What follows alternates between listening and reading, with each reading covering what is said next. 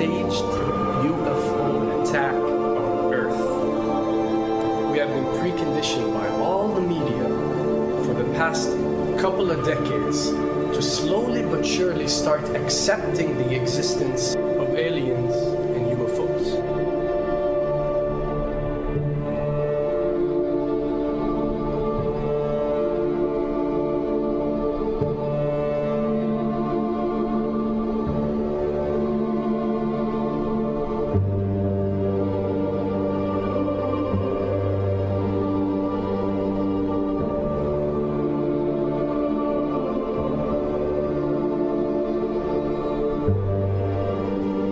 I can tell you right now that 99% of every UFO sighting that has ever taken place has actually not been an unidentified flying object, because this has always been military technologies.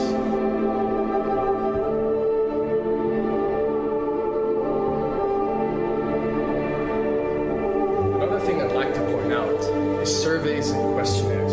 You know, we get surveys and questionnaires all the time, sent out by the state or by the government or by our rulers and our officials and so on and so forth. Do you really think that these ruling powers care about what you think? Do you really think that they're waiting to ask you and receive your answer before making a decision?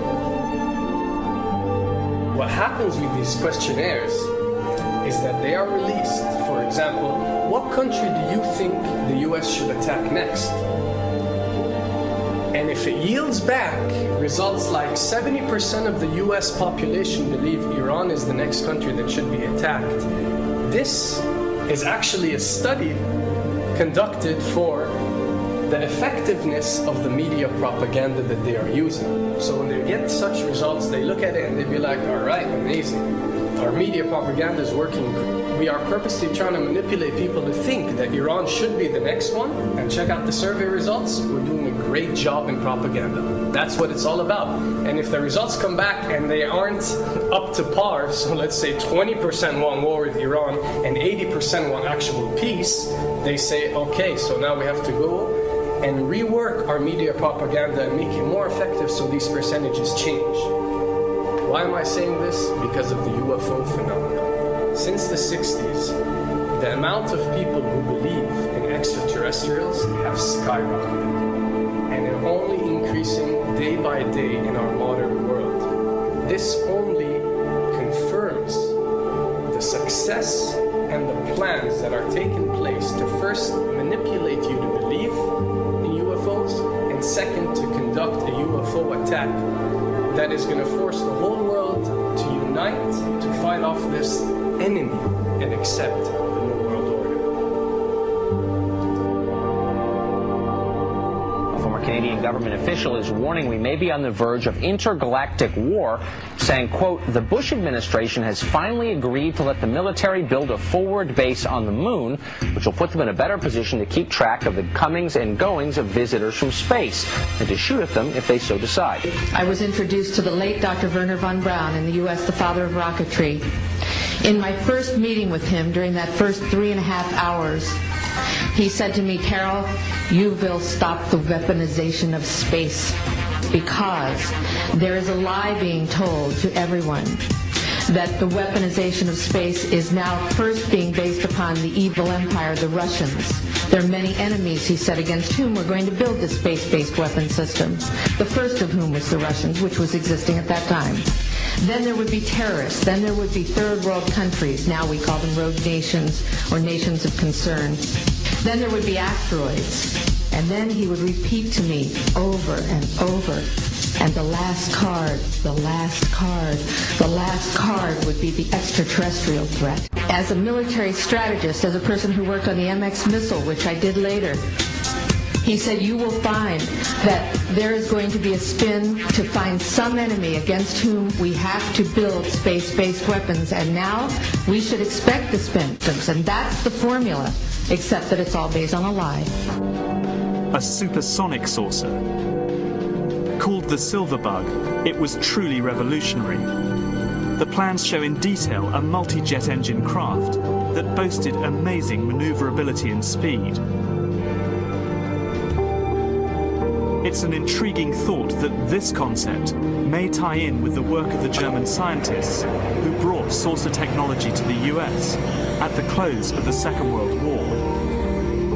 What was needed were certain cover stories. What do you do when people are spotting aircraft and then telling reporters that they've seen something very unusual flying out of an airbase in Nevada?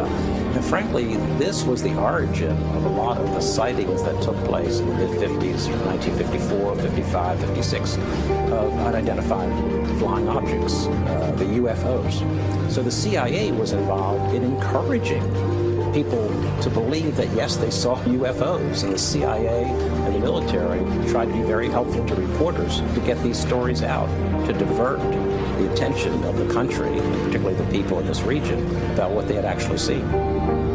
Mexican Air Force pilots capturing on videotape what are said to be 11, count them, 11 UFOs. The Mexican Air Force has released a video that some of you are going to find difficult to believe.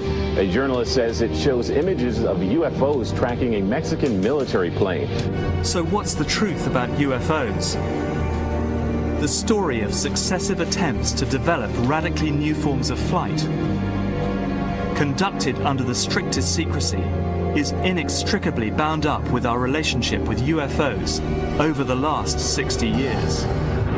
Whether it's Allied pilots buzzed by strange balls of fire in 1942, or the Roswell incident 5 years later, there is a strong case to be made that secret military technology offers a convincing explanation for many UFO stories.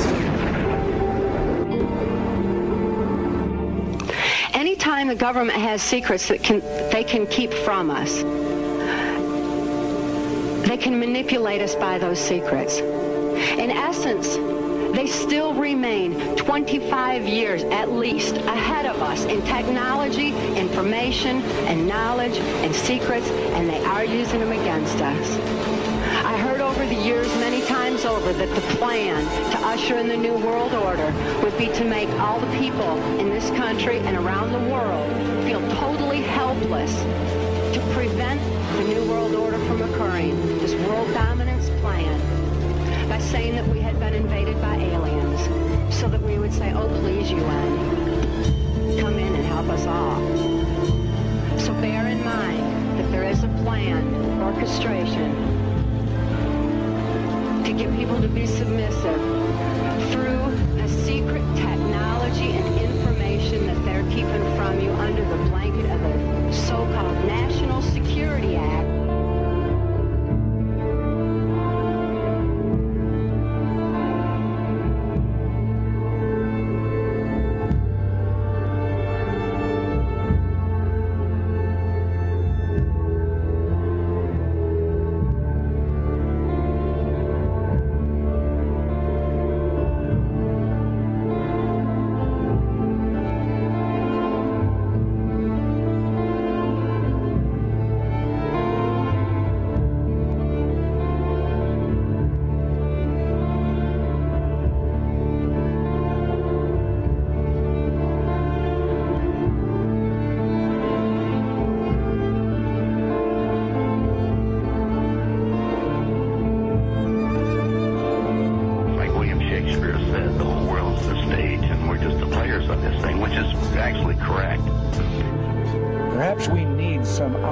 Universal threat to make us recognize this common bound. I occasionally think how quickly our differences worldwide would vanish if we were facing an alien threat from outside this world.